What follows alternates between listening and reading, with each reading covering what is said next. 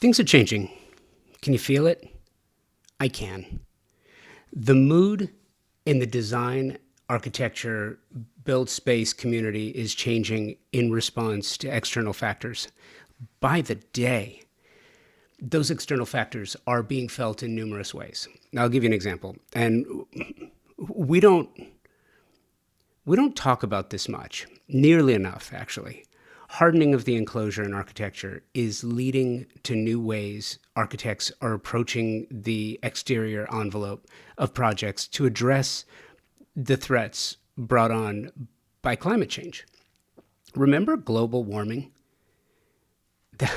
Remember that? It was a misnomer. It's climate change. Design has, and in large part, is still focused on aesthetic. But that too is changing. Are you changing with it?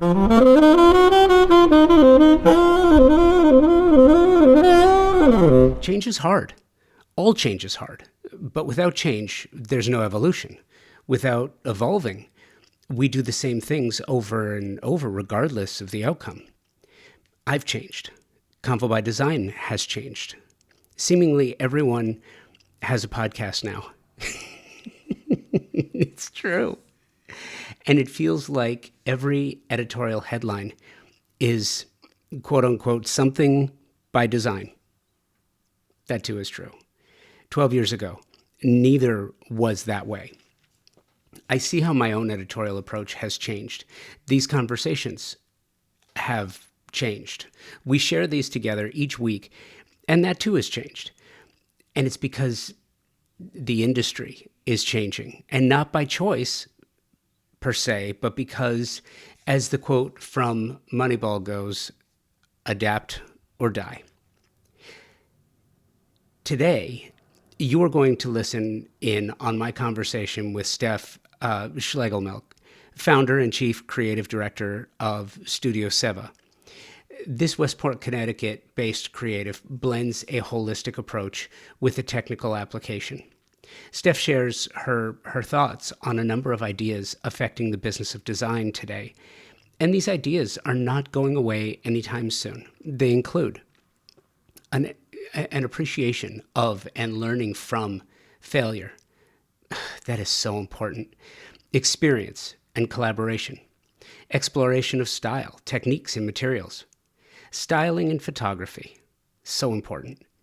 Trend translation, modification, and the edit process. Home styling challenges, lighting design, partnerships. All of these ideas should be taught in a formal design education. I firmly believe that, but sadly, they're not.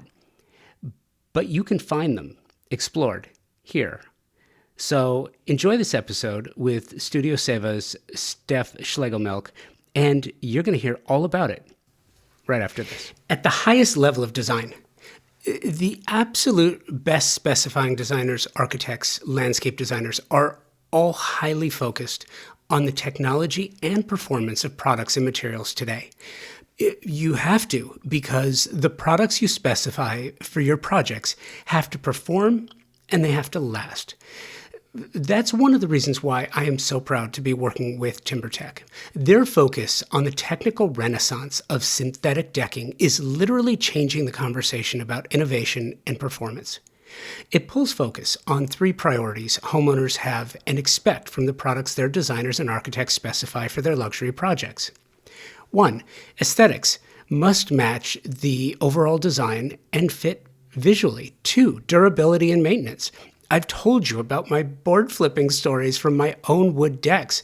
Clients not only want beauty, but they want ease of use, and they want it to last for decades. 3. Sustainably made. Clients are more conscious of the environment now, and they want the same of their materials. TimberTech hits each one of these elements with a product that not only meets expectations, they exceed them. TimberTech makes a synthetic decking that looks just like wood, color and embossed wood grain for a natural appearance. Their composite decking is technologically superior, as it has been created to last for decades, and it's manufactured with up to 85% recycled material. Their advanced PVC, vintage, and landmark collections have a Class A flame spread rating, making these products an amazing choice for wildfire prone areas, which unfortunately continues to grow on the risk map. Check the show notes for more information about this and to find the nearest showroom or lumberyard where you can find TimberTech, or you can check them out directly, timbertech.com. Will you share the backstory? So, Fashion Institute of Technology, New York City, father who's a master builder. How it was almost like a preordained conclusion that you wound up doing what you're doing. But how did you wind up doing it? How did you decide to wind up doing it? Yeah, I mean, like it all was my childhood, I think. So not only was my father a builder, his father, so my grandfather, my late grandfather was a builder as well. And so it really just ran, in the family. And I like remember as a kid, like I would draw on napkins, I would draw floor plans, I would draw like elevations of homes, of these fake homes. And I just always knew it was somehow in my future. And I was in middle school, and I remember thinking FIT is the school for me. I started looking into schools, and I knew that I needed to attend FIT, and it was the only school. And so I started taking Saturday classes when I was in high school, and I started to get on that fast track to how do I figure out how to attend this college. And I always knew interiors was really my direction in life. I painted my room a million times, rearranged the front. I did all the things that any designer will do as a kid. And but I don't think I had the confidence to actually apply to the interior design program at FIT. And so I started with fashion merchandising management. I got my associates in that. And then from there, I went into fabric styling. And so it was a much more tailored major. I got my bachelor's in that. And we were able to really decide how you wanted that major to look. And so for me, it was interiors. And it was it really was all meant to be for me. But I definitely was the daughter who drove my parents crazy and said, I'm not applying to any other school. I don't care how hard it is to get into, I will figure it out. And so I'm stubborn, I guess, to a degree. And I got in, attended, and it was obviously incredible to have that education. But I really think until you're in the industry and you're learning real world scenarios and, customer service, because that's really what this industry is, how that looks. That's really how I got into the industry and started learning and growing. And so I worked for a design firm, a local design firm out of college, learned as much as I could. You always think you're ready. You always think that, you could start yesterday and do your own thing. And then, something occurs and it's this crazy learning experience. And you're like, oh, thank goodness that wasn't under my name. And I learned how to handle that and work around that. And so I finally took the leap in 2017 and started Studio Seva. Let me back up a second. Yeah. You said that you didn't feel like you necessarily, I don't want to put words in your mouth or rephrase it, but you said that you didn't really feel like you had what it takes on the interior design side for school. Why? So I couldn't draw. I still don't think I can draw. I'm like chicken scratch. If I'm drawing a little floor plan for a client, we did one last night, and I'm like, okay, just you get it, right? Like you get it. But I didn't, I wasn't some artistic kid where I was drafting and learning how to really put together floor plans properly. And so I think I was just a little bit scared to put myself out there and apply for that degree and maybe fail, I guess. And so in high school, I had sewing class and I was so artistic on that side of things. But when it came to drawing, it just wasn't my thing. And it kind of held me back. But honestly, I'm grateful because I, have an education in business as well. And that is key, in what we do every day. Backing up a second, just a little bit more, not all the way back, but you talking about failure for the creative endeavors, isn't failure part of the process? Oh, it's imperative. It really is. So I love to talk to a lot of designer friends and talk about how failing is, quite frankly, a blessing for me and being able to really learn and pivot. I'm always trying to grow from every single decision we make. I'm trying to figure out how one project, how could it be better? Where did we really move something forward? Where did we hold something back? Where were we bottlenecking? Where was it not making sense? And so I agree. I do think failure is kind of really important, and I'm grateful for it. It's funny too because nowadays, and this goes on to my long disdain for social media, but I feel like that's part of the reason people don't allow themselves to fail is because they're so afraid that the failures are going to be what's heavily promoted, and therefore they're going to be it's going to be a ball and chain that you drag around for the rest of your career. But without failure you can't have success. Totally. Totally. It's interesting. Did Sometimes in schools through the education process they don't really allow for failure because you when you're being adjudicated on a letter grade basis, A, you're perfect, F, you're a failure. And so failure has this negative connotation to it, but in school that's where you're supposed to go and fail. How was the education process for you? Well, I'm a perfectionist. Schooling for me was always like key. I wanted to be the best at everything. So I definitely didn't fail a lot from, on the education side, which is funny because like you said, now in the real world, it's you do, and it's a beautiful thing. So it I think I just tried really hard all the time to do well. And, that probably held me back in certain ways because maybe I wasn't as raw or as candid as I should have been, because I'm always trying to do better. But I think in general, the education experience for me was really quite great. You're able to develop who you are, um, which is always evolving still, but you really get an understanding of how you want to look in the world, and what resonates with you, and that and your basics, your drawing classes and your color theory and all those things that are important for this industry. But it definitely was a positive experience. You also mentioned that learning that the industry is really, I think sometimes there's a confusion between how the industry is a product focused, product oriented, project oriented business, but we're really not. The industry is service based. We're in a service industry.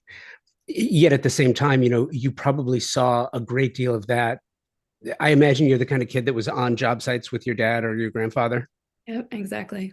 picking up screws and nails and Yeah, yeah, all kinds of fun stuff. yeah. How did that experience inform you now on projects? Yeah, so I could see how my father, like how his relationship was with his clients. And it always was so endearing. It didn't feel like it felt like he was part of their family always. That he had been this like lifelong contractor of theirs, working in their homes for years, working on their second home, whatever it was. And so I could see that closeness, that relationship with that homeowner and my dad. And I was a kid.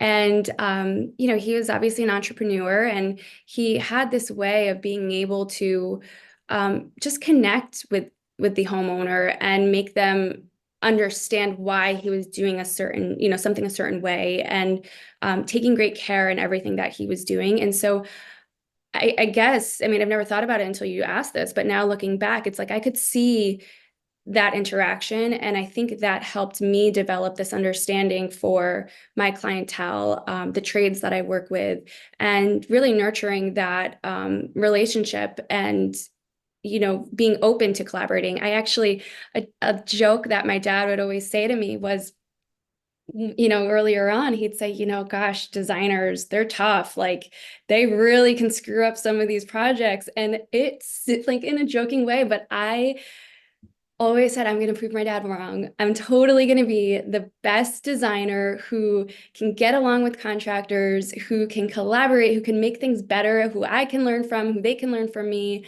I really do believe that it is such a process. And if you don't have the right team in place, from the architect to the contractor to, subcontractors to the designer, it really can mess up a project. So I think I've always led in that way where I want to be as helpful as I can be for the other professionals on the job site. Maybe they won't love me or be my best friend, but if I can offer something to them to make the project run smoothly and, where we can all get along and work toward our end goal of making that client happy and proud, that's kind of where I want to be. So I think I learned all that from my dad. It's crazy too. There is not always, but there can be conflict. You've got this three-legged stool on many projects where you've got the builder, the architect, the designer, and there can be this conflict between architect, designer, architect, builder, builder, designer. It's a miracle that some of these projects actually get completed. But I'm curious, some of the things that you've learned along the way, like it's not simply a matter of conflict resolution, but I think it's interesting growing up, on job sites with a builder, so that you can have this respect for what's behind the drywall, for the orientation of the architecture, the ability to look at something. And do you think maybe it's a respect issue? I'm trying to get to the bottom of it, and I really don't know the answer to it. Yeah, no, that's a good point. I mean, I think there's probably a lot of designers out there who maybe don't care or don't really need to understand what's behind the drywall or why something is going on that is, keeping a design from actually happening. I don't know. And for me, I mean, I'm definitely no architect, but I actually appreciate learning why my contractor is doing something a certain way, or what's holding us up, or what HVAC is in the way, or whatever it is. And so I think even if that's something that doesn't really move you, like maybe I'm a little bit of a nerd and I like to learn about these things and understand for the next job why, or how we can do better the next time. But I just think it's important to figure out these things together because it's going to make for a better project in the end. So I don't know. I think there's so many things that you can learn from every single trade out there, from the plumber to the electrician. I also joke, it's interesting. It's like, as a designer, you're not skilled in every single trade. I'm no electrician, but I have to know enough of every trade to be able to communicate that to my client, to explain to them why this recess can't be moved, or whatever it is. So it's you've got to know enough, and you've got to be willing to learn enough. So I also don't think there's like a wrong question. A lot of times if we're on a job site and you're with the client and the builder and the architect, I'm not afraid, I guess, to say, I don't know how to do that, or how would you do that?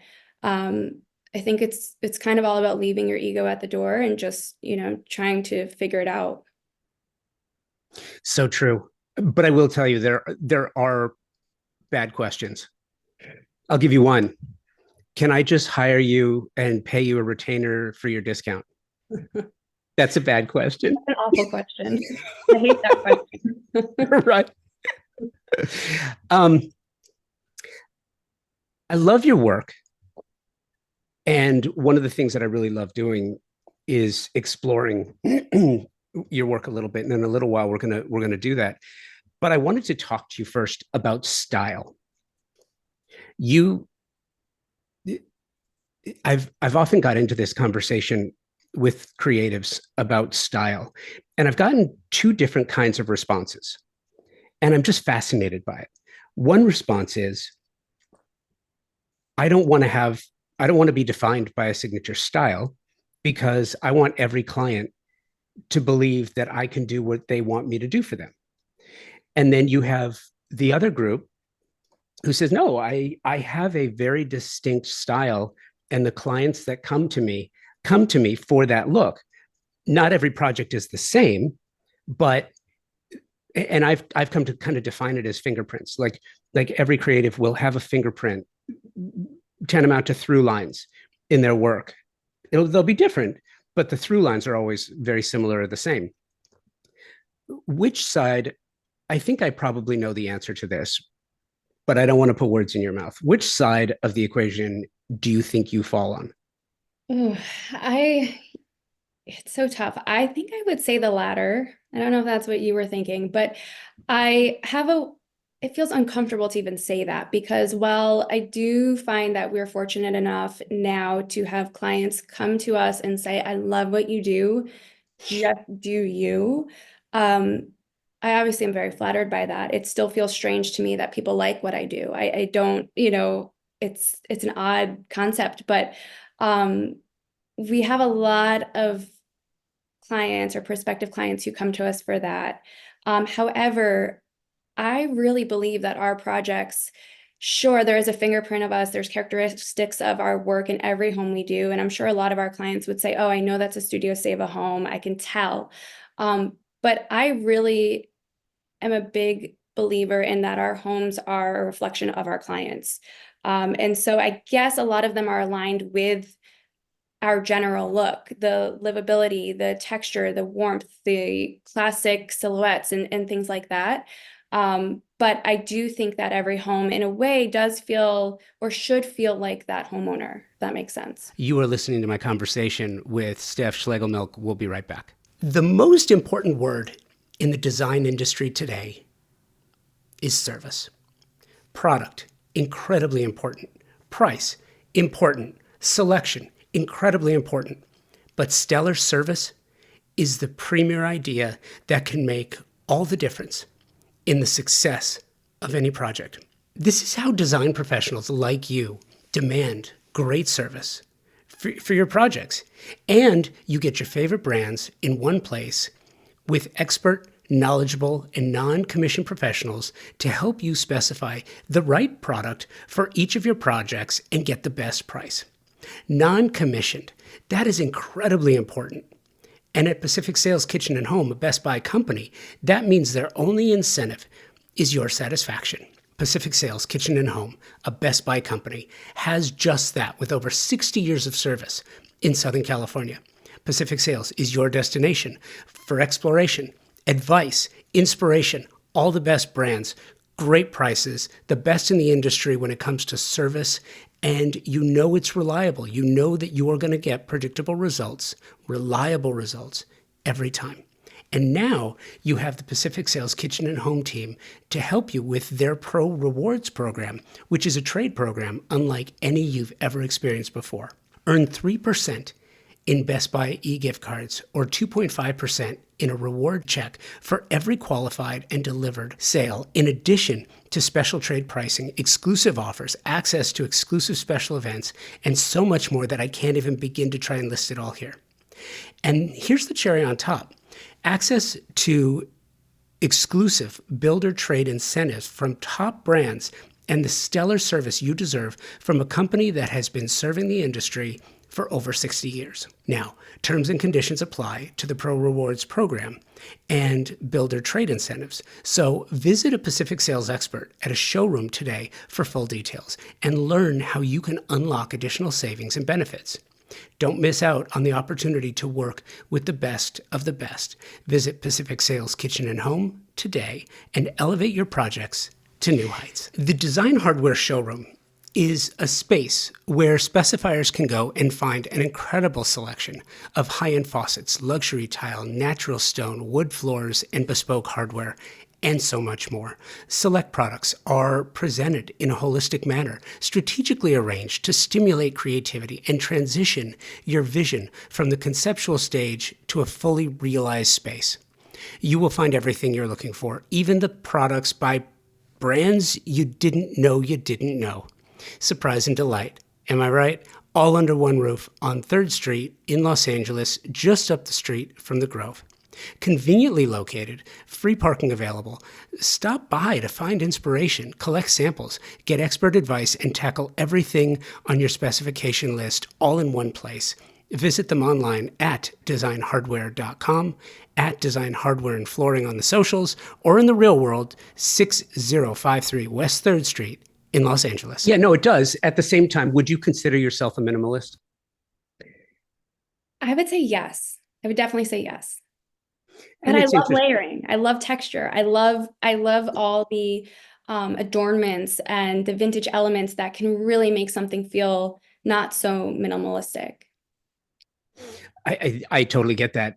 You know, I think part of the one of the biggest challenges facing the design industry is this constant battle against fads and the ephemeral nature. And again, back to social media, because that's how a Marie Kondo effect takes takes place, right? That's how something like that happens, where people say all of a sudden, okay, I've got to jettison everything.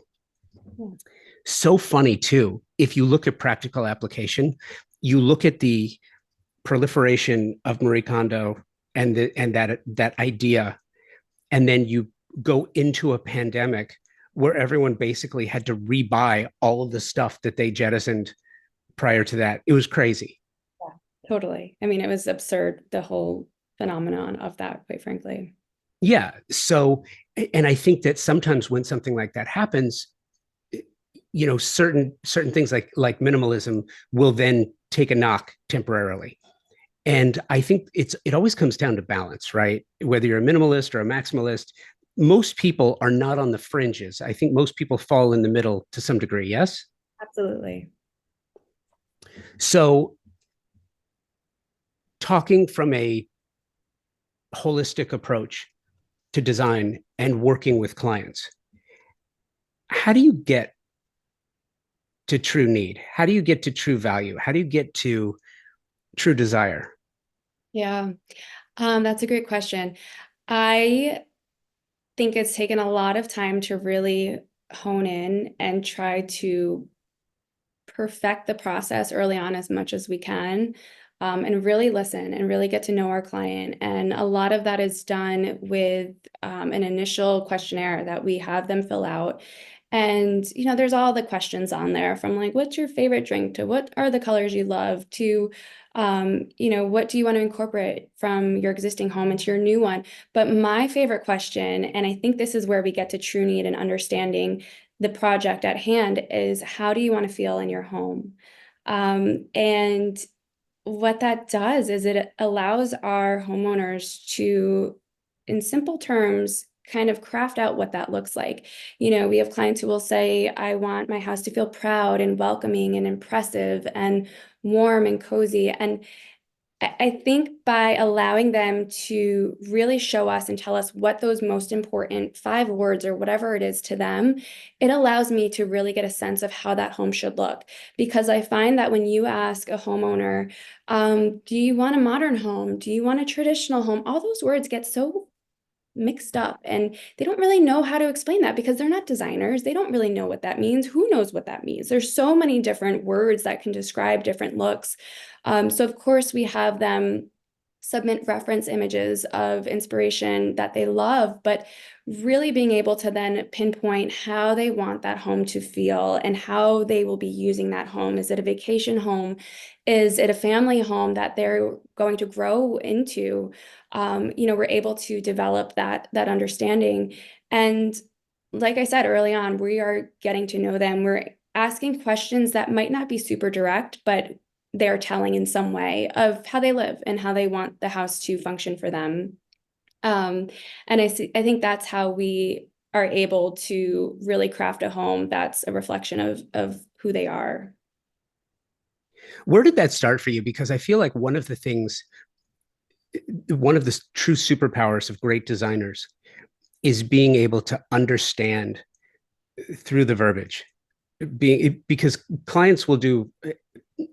I've been a client. I've talked to clients. I get the whole client thing.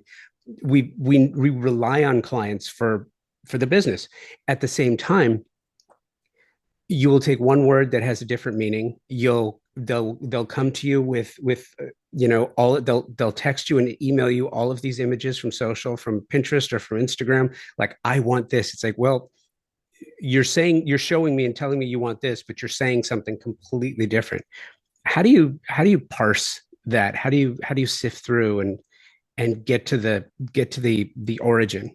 Yeah, it's tough sometimes. And I think early on, a lot of our projects were with our clients 1, 2, 3+ years on, phase one projects. And toward the later part of that, you really know those people, and you can all day long you can design with them in mind. And when you're just perusing Instagram, you can see an image and say, oh, that is so and so's future bathroom when they do it. And so it does take time. I think early on, it's kind of just pushing the envelope a little bit and trying to ask questions that you might not really know why, like understand why you're asking it yet or where it's going to make sense later on in the design. But being able to kind of hear from them, maybe like, I really don't like that color. And even though we're not going to use that color in this space, we're keeping in mind that later on, that color is not going anywhere in their house. And so I would definitely credit my team for being able to take those incredible notes to, because I can't keep that all in my head. And, just looking through constantly before any sort of presentation and just making sure we're hitting all these points or we're remembering, hey, remember when they said this? Let's make sure that we're definitely not pushing them in that direction.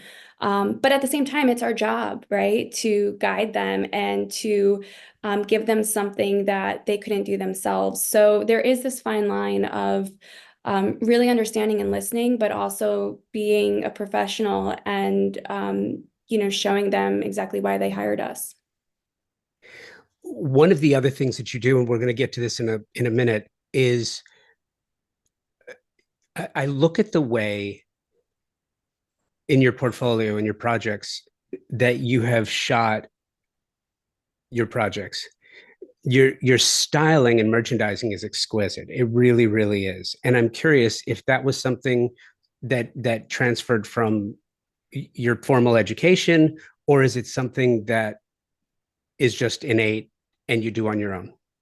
It's funny. Well, thank you first off, but I think, and maybe not all designers are this way, but I love styling. I look at fabrics, materials. I get like excited just by making something look beautiful together, right? And when I was younger, I worked for a photographer in high school, and so I and I loved playing, I remember when I bought my first Canon Rebel in middle school, and it was the best thing ever. And my girlfriends and we would go to the park and like style ourselves and take photos, and they were so edgy and raw, and I thought I was the coolest person ever. And so, but just seeing through that lens and understanding composition and how something could look in a photo is so important. And we definitely work with stylists on photo shoots, but there's also certain projects where we'll style ourselves. Um, and I think there's good and bad with both. I think having a third party come in and obviously understand a publication and understand how styling should look in that home for whichever publication you'd like to pitch to is important. Because sometimes you can get so stuck in, we would style it a certain way based on how that homeowner would live. However, this is for a photo. This is for a moment in time.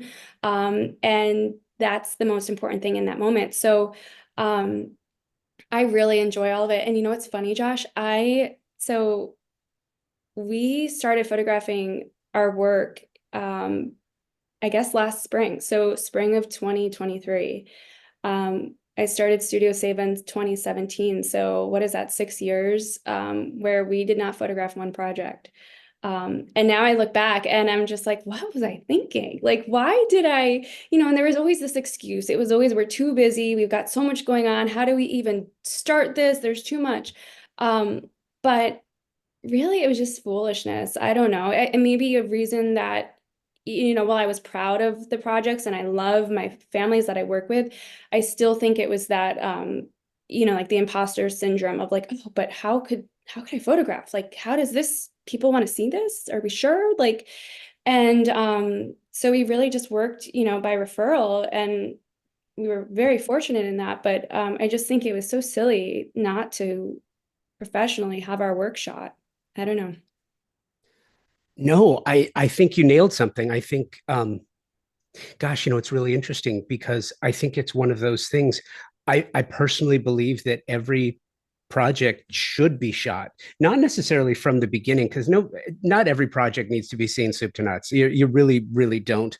But to shoot the end work, assuming you have client approval, Which, let's be honest, when you've got celebrity clients or well-known personalities, sometimes they don't want their interiors shot for various reasons. Totally get it. That's fair. But it is part of your work for you to be able to say, here's who I am, here's what I do. So no, I totally get it. But I also understand the other part of that where a client will say, I know I'm too busy. We got the reveal. Now we just want to live in it. I get that too. And it's a delicate balance. I'm curious, do you shoot any of your projects yourself? No, I do not. Why? Well, I enjoy photography. I am not a photographer. I'm not adding that to my resume. That's interesting. Why do you think you enjoy it, but you don't want to do it professionally?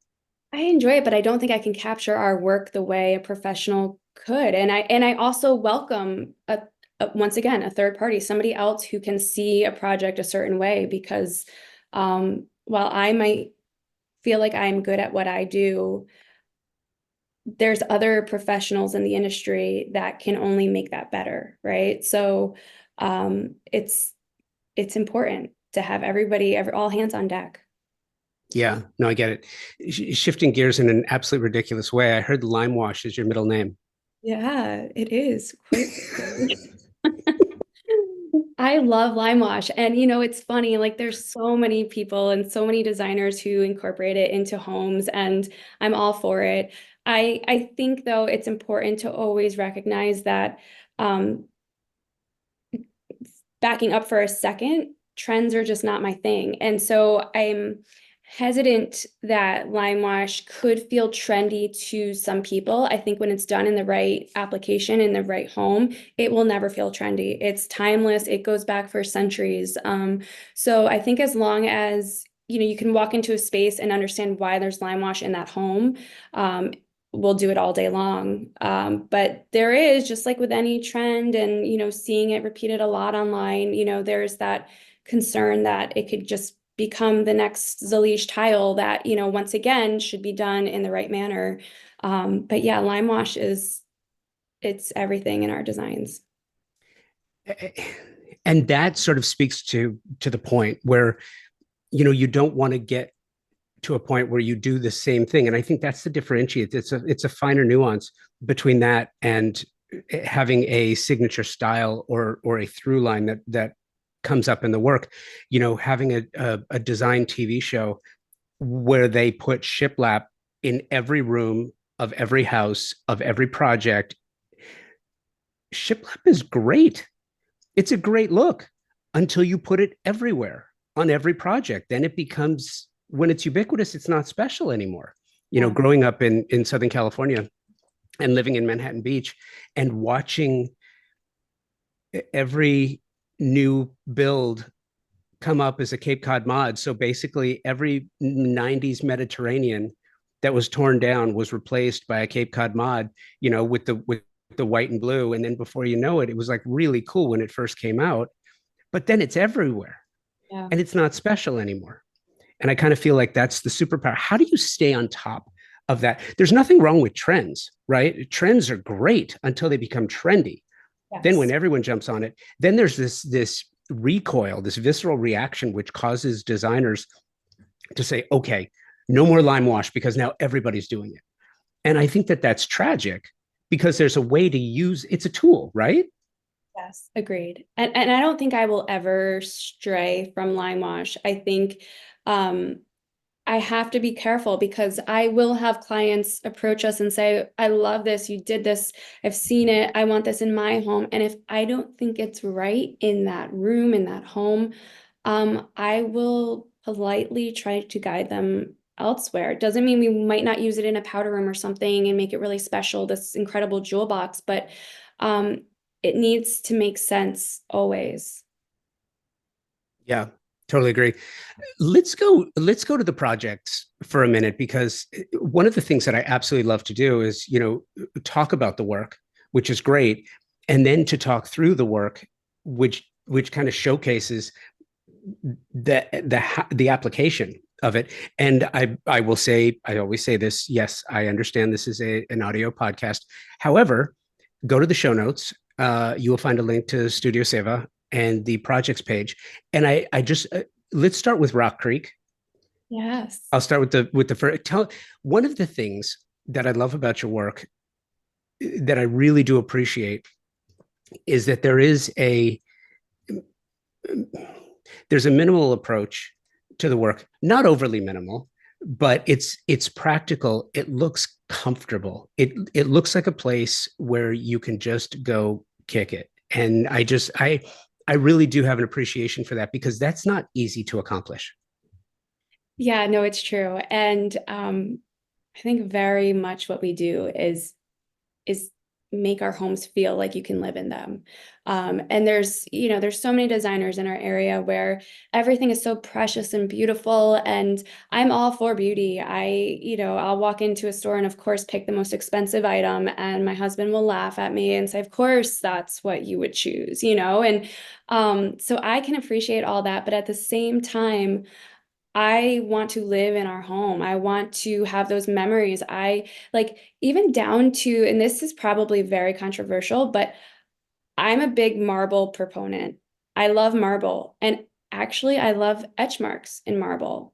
I love wear in that marble. I love being able to look at that countertop and say, okay, someone is living in this house. It's not perfect because that's what our homes shouldn't feel like. They are not perfect. So maybe in a photo, they're going to look perfect. But, that home, Rock Creek, is meant to be lived in. There are two small girls that live in that home, and they need to cozy up on that couch with their parents, and they need to be able to really live freely. And so, while our designs are edited for sure, they are comfortable. And I think that's number one in why clients come to us. They see that this looks like a place, like you said, where you can kick it and you can live here. I want to ask you about the other side of it though. The other side of it is, and your imagery is incredibly styled as mentioned, but there's also very little, if any, personalization to it and to the people that live there. Now, I think that there's two sides to that coin, right? When you shoot something like this, it's you're showing it for concept. It's you're trying to capture the concept and what it is. At the same time, people do live there and they do personalize it. When you talk to your clients about the design itself, do you have conversations about personalization post reveal? Yeah, so I think a lot of that is, and you're not seeing it in the photos, but a lot of that is in the artwork. It's in the gallery frames that, we'll do in most of our homes. It's, all of that is pulled out for these photos. But, down to making sure every single frame in the house makes sense and is the same style, then we can go nuts and add in all the photos of, the family throughout the years and whatnot. But I think the rooms from a design perspective are very tailored to, for instance, the two girls' rooms in this home. But you're not seeing that in the photos by any means. Take me through your editing process. And I think it's really important because it goes to the styling of it's a calling card. And like you talk about shooting your projects, which I think is so important because I have spoken to designers, some of whom don't shoot their projects or all of them. They just shoot a few of them. And I understand. But others, they don't shoot them as a calling card. It's like, well, this is what it is, and okay, I get it. Some designers, especially recently with the proliferation of open bars again. I mean, welcome back to the 70s. I actually love it. I think it's great. I do. It's personal preference. I think it's fantastic because you can tell a lot about the style of a person by what they're drinking. You really can. If you see an open bar with like Jaeger and Fireball, it's like, okay, I want to party with those people.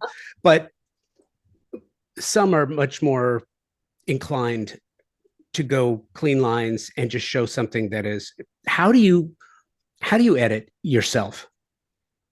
Oh, it's a constant struggle. It's an art, right? And so there's times, I think it was recent. Oh, it was recently, it was last week. And we were styling a kitchen hutch, and it just came very natural to me. I just it was as though I had it planned out and I had no planning, right? And I brought in the vases and the pedestals and the everything was just like one after the next. And I stood back and I was like, wow, pat myself on the back. That actually turned out great because mostly I am struggling with my styling. I will look at a space, I will style it, I'll stand back and I'll say, okay, this is try hard. I need to take it all down and start over. And so um there's something to be said about styling a home that obviously feels styled, but also doesn't look like the designer just came in and styled this. It has to feel natural. It has to look like it evolved over time. And it's really difficult, quite frankly. I love it, but it's very difficult. And I think key is always refining, taking away everything and starting fresh. And also having the styling elements that can be repeated throughout the home so that, when you hire your designer and the project's done and it's 3 years later, and I think it's natural for most people to want change in some way. And, they can walk into their dining room and take a vase out and put it in their family room console table, and give this fresh look to it. I think it's important. So it's tough for sure. I have jumped over to Roseville. Okay, love that house. I love that house too. We're starting with the kitchen. Tell me about the kitchen. Tell me about the choices you made.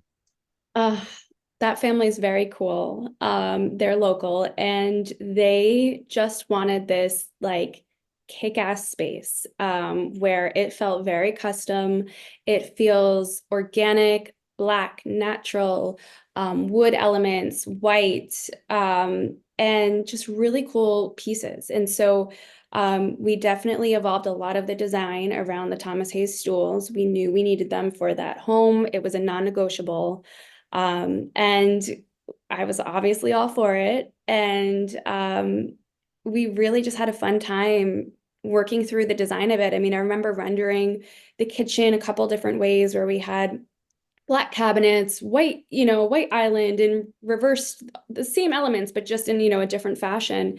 And we landed on what you see now. And it's just such a cool modern space, that, they've got two boys and it sounds silly, but it really is the heart of their home. And when we found that marble, it was just like, the icing on top. So really fun to design and be a part of. I love that. Talking about choices. So the lighting plan in the kitchen, it's very streamlined. It's very elegant. Did you have any conversations with the client to say, hey, listen, do we want to put in some cans? Do we want to add? How do you maintain that sleek styling and still work a lighting plan that's going to be both functional and non-intrusive?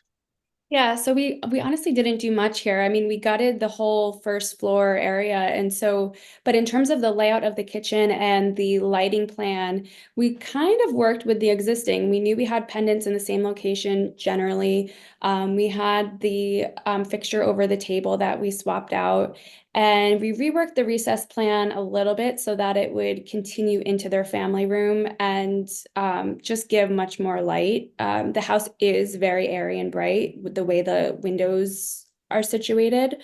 But we didn't want to go overboard because we also knew that we had really cool pieces that we didn't want everything to compete. So by really just dropping those statement pendants over your statement stools and having all the materials kind of fall in line, it allowed us to really kind of streamline how that lighting looks in there. I have a silly question for you.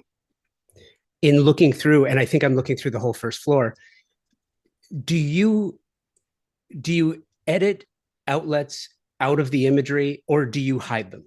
Yes, of course, of course. That's a trade secret. No, Because I can't find any. yeah, no, they're edited out. It's Okay. funny, like um, the photographers will edit out recessed actually. So actually, now that I'm thinking about it, you're probably not seeing the image with the recessed in there. That's why. No. Okay, yes. that was edited out. And I think probably every photographer we've worked with, when we get those photos back, there are no recessed lights in there. So that's kind of deceiving. Well, so here's the thing, and this is part of the conversation and part of why I ask. Because for me, when I'm looking at a space like this, now it's different. I don't live here. That's not my kitchen. So form and function, I'm not necessarily getting both sides of the equation. When I look at this, I'm thinking if I'm cooking at night, what's my lighting going to be like? But also, that's not necessarily why you're shooting this. It's an artistic representation. No one's going to get exactly that. What a good client would say, and I bring this up because I think it's important. What a client would say is, what does the lighting plan look like? Or you as the designer say, oh, you like this style.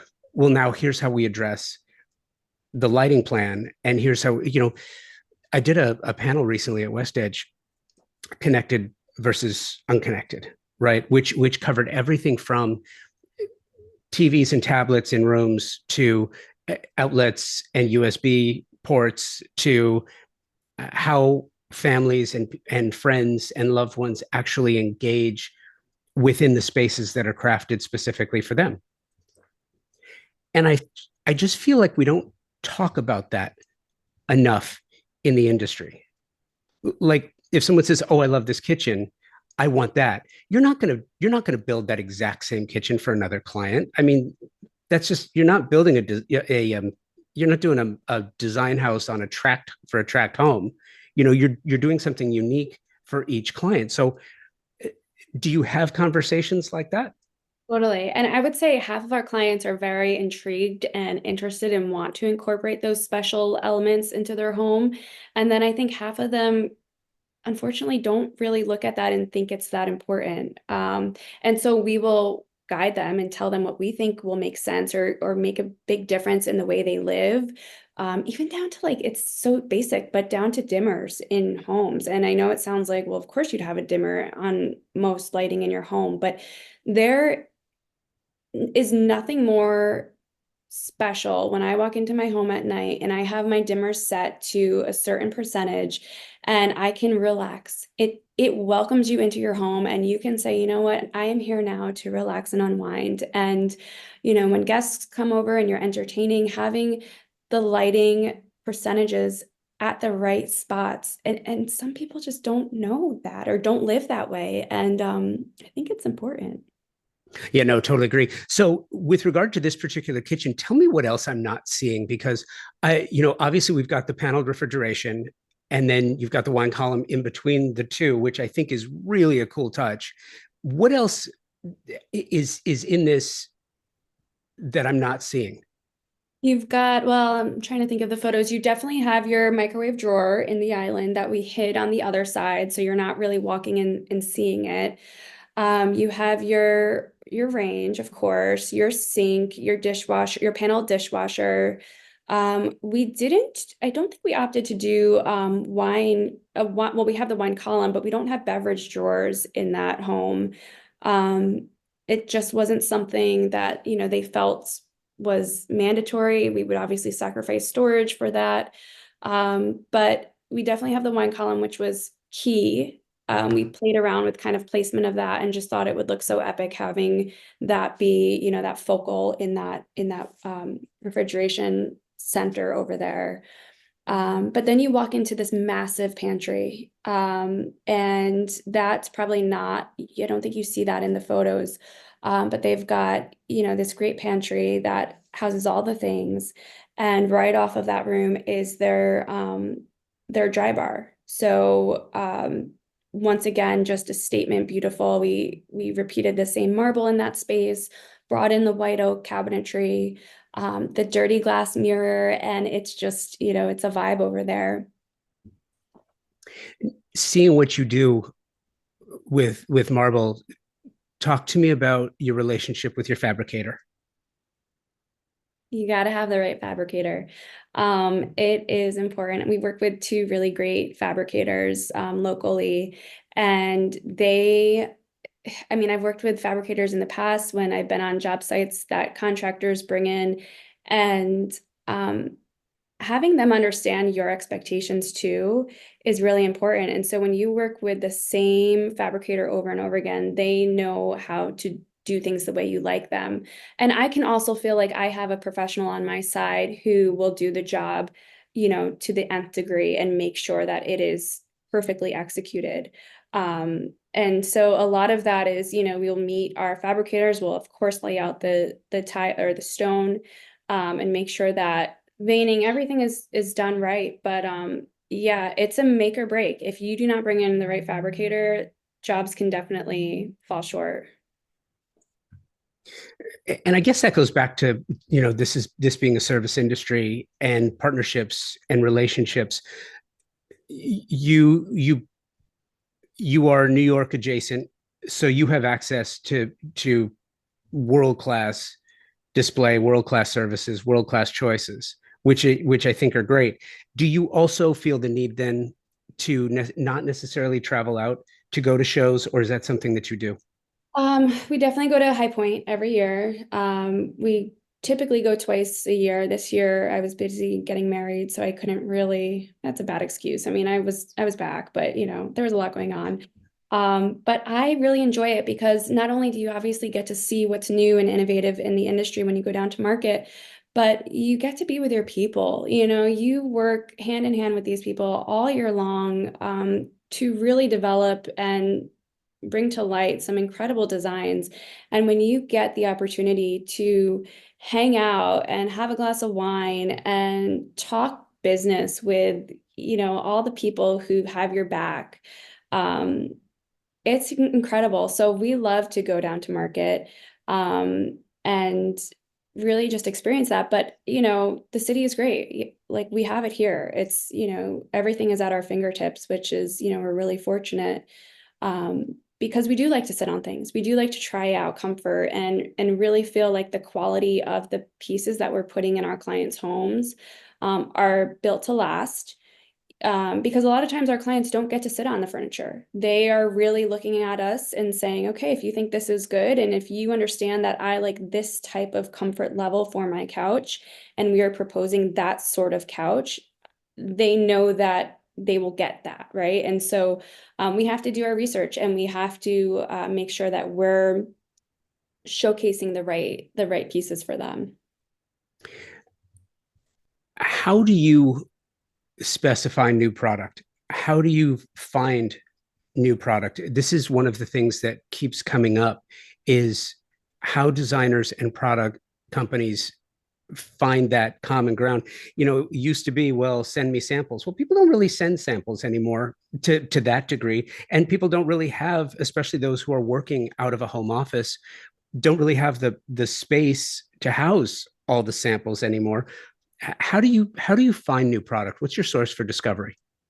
I mean, if we're not down at market, I feel like every time we're there, we stumble upon some sort of new showroom or warehouse, that's just off the beaten path, that just feels new and different and doesn't feel like anybody knows about, which I think is cool and different in what we do. But a lot of it is quite frankly on Instagram. If I'm like scrolling at night and I find something and it's tagged, I will save, that new vendor, will reach out, we'll open up a trade account.